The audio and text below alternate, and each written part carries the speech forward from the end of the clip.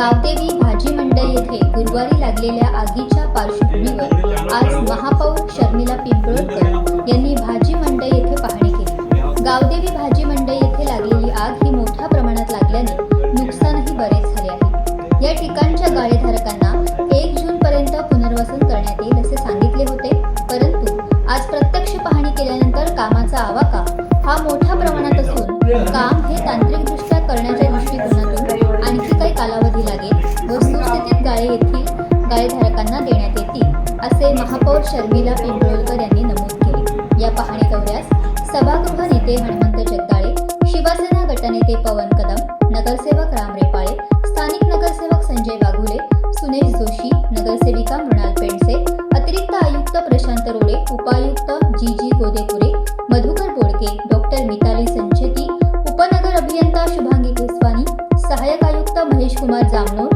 कार्यकारी अभियंता मोहन कलाल,